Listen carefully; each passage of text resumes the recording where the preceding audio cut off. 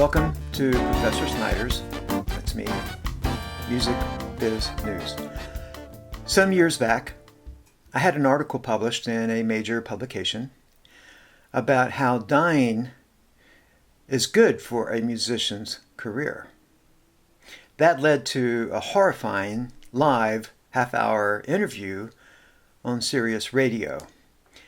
And the point was, and still is, that when a major artist dies, sales typically will go through the roof as people rush out to download or buy the music of the artists like John Lennon and Tom Petty and Prince and Michael Jackson.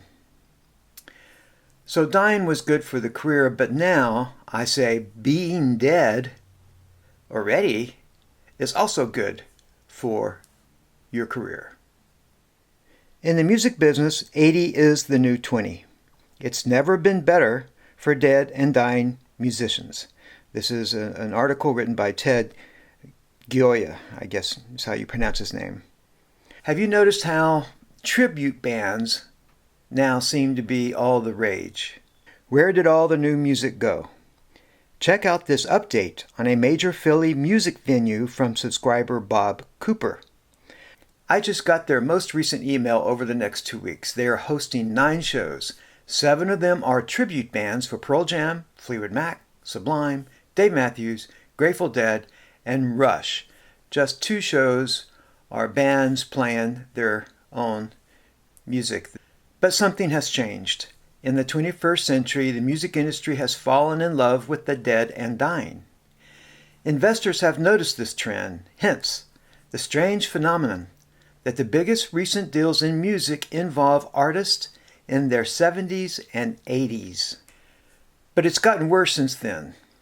Last week, market research firm Luminate released updated numbers, and they showed that old songs now represent almost 75% of streaming.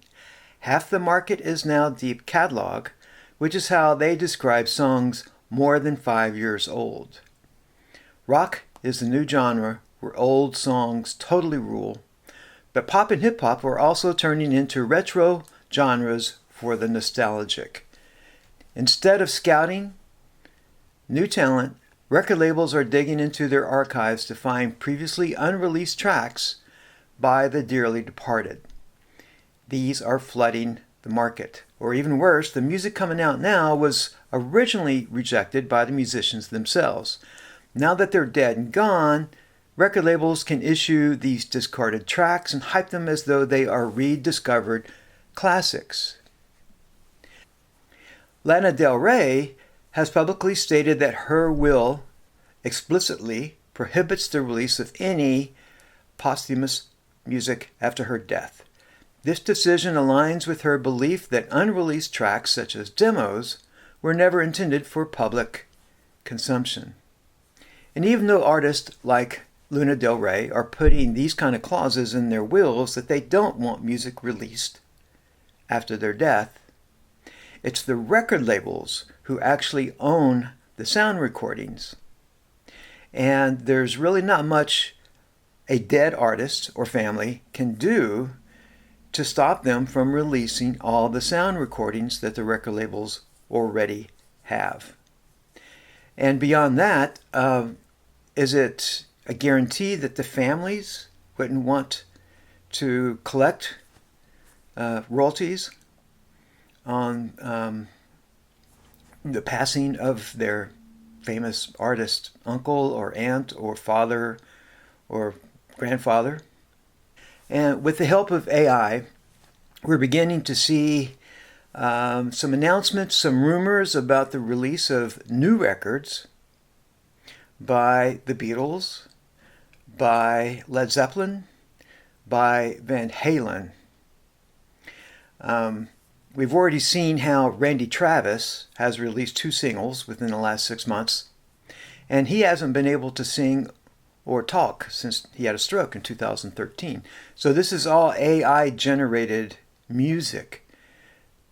The old stuff by the old artist. Now, Randy Travis is still alive, but the point is that the record labels are now looking into their archives for all that gold that AI can now help them release.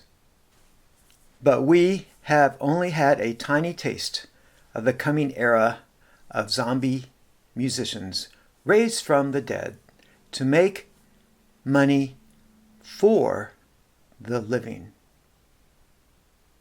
So again, not only is it beneficial for your career as a musician to die, because sales will go through the roof, it will also help if you're dead, because the record labels and perhaps your family will continue to release the stuff that you really didn't want to have released, but